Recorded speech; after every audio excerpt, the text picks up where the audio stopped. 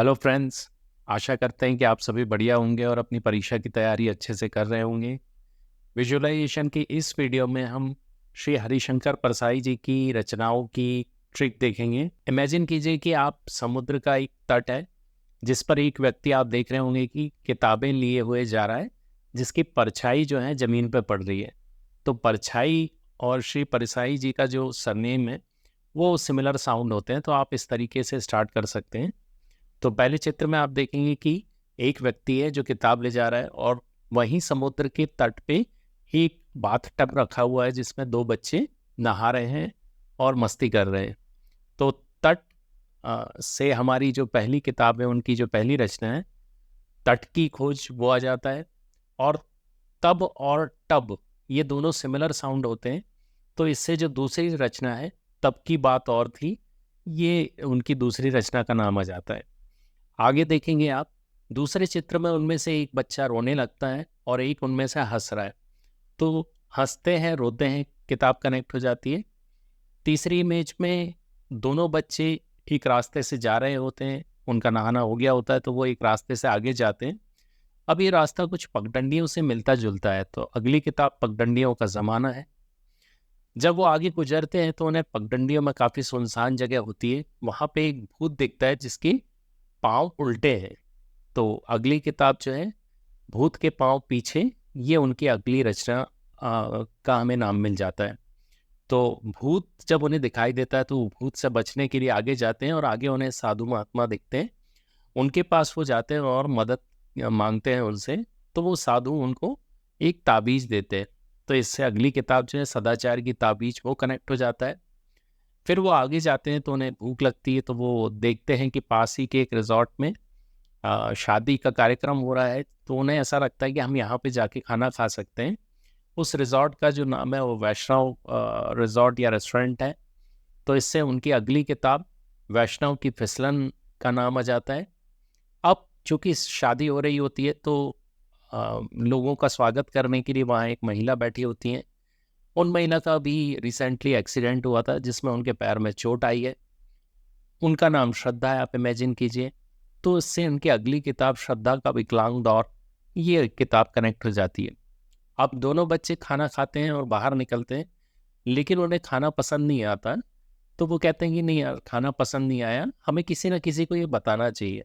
तो बाहर एक शिकायत की पेटी रखी हुई होती है, उसमें कहते हैं कि हम अपनी जो शिकायत हो वो लिख के डालते हैं। तो इससे अगली जो रचना है उनकी शिकायत मुझे भी है, ये कनेक्ट हो जाता है। और जिस दीवार पे ये शिकायत पेटी या कंप्लेंट बॉक्स है, उसी के बाजू वाली वॉल पे एक लाइन से या रेखाओं से एक डिज़ाइन बनी हुई है। तो ये रेखाएं थोड़ी आड़ी तिरछी हैं, तो इससे उनकी अगली रचना तिरछी रेखाएं कनेक्ट हो जाता है। इसके बाद जब वो जाते रहते हैं तो शादी का कार्यक्रम लगभग स्टार्ट हो जाता है और दूल्हा दुल्हन फेरे ले रहे होते हैं। तो फेरे और फिरे ये दोनों सिमिलर साउंड होते हैं, तो इससे उनकी अगली किताब जो है जैसे उनके दिन फिरे, ये उनकी रचना का नाम आ जाता है। तो इस तरह दोस्तों आपने देखा कि हमने लगभग 9 किताबों को एक के बाद एक कनेक्ट करके विजुअलाइजेशन के थ्रू हमने ट्रिक देखी। ऐसे ही आप बहुत सारी चीज़ों और बहुत सारे तथ्यों को जोड़ के याद रख सकते हैं। हम बार बार लगातार अपने वीडियो में कहते आ रहे हैं, विजुअलाइजेशन एक ऐसा तरीका है जो कोई नया नहीं है, बहुत प्राचीन तरीका है, बहुत प्राचीन समय से लोग इसको इस्तेमाल करते आ रहे हैं। आपसे रिक्वेस्ट है, एक निवेदन है कि कृपया आप भी इनको अपनाएं, अपने पढ़ाई अपने अभ्यास में लेके आएँ। ये केवल आपकी परीक्षा के लिए उपयोगी नहीं है, बल्कि अगर आप थोड़ा सा अभ्यास करते हैं तो आप बहुत सारी चीज़ें इससे कर सकते हैं। जैसे मान लीजिए कि आप आजकल का जो मोबाइल का एक ज़माना आ गया कि हम हर चीज़ जो भी याद रखना है उसमें नोट करने लगते हैं। इसकी बजाय मान लीजिए कि आपको कुछ बाज़ार से कुछ खरीदने जाना है, तो उन चीज़ों की लिस्ट मोबाइल में ना लिख के या किसी कॉपी या पेज पे ना लिख के, अगर आप उसको विजुअलाइजेशन के थ्रू याद कर सकें, तो इस तरीके से धीरे धीरे धीरे धीरे आप प्रैक्टिस कर पाएंगे। और मान लीजिए कि आप, ये केवल विद्यार्थियों के लिए नहीं है जो किसी परीक्षा की तैयारी कर रहे हैं। इनफैक्ट मान लीजिए आप किसी ऑर्गेनाइजेशन में काम कर रहे हैं, किसी संस्था में कार्यरत हैं और आपको किसी अपने कार्य से संबंधित कोई डेटा याद रखना है, कोई घटना याद रखनी है, तो उन सब चीज़ों के लिए भी आप इसको याद रख सकते हैं। मान लीजिए कि आप कोई अपने ऑफिस में प्रेजेंटेशन दे रहे हैं जिसमें आपको काफ़ी सारे फैक्ट्स याद रखने हैं। तो एक तरीका है कि आपने एक पीपीटी बना ली है और आप फिर उस पीपीटी को देख के पूरा प्रेजेंटेशन दे रहे हैं। इंस्टेड ऑफ दैट आप ये कर सकते हैं कि आप विजुअलाइजेशन के थ्रू अपने तथ्यों को याद कर सकते हैं और फिर आप अपना प्रेजेंटेशन देंगे तो उसकी बात ही कुछ और होगी। तो आपसे रिक्वेस्ट है कि विजुअलाइजेशन को अपनी प्रैक्टिस में लेके आएँ और इसी तरह की बहुत सारी विजुअल ट्रिक्स और एमपीपीएससी और मध्य प्रदेश की अन्य परीक्षाओं से संबंधित महत्वपूर्ण प्रश्न और उनसे संबंधित तथ्य हमने अपनी वेबसाइट www.ratnamanahe.com पर अपडेट कर रखे हैं।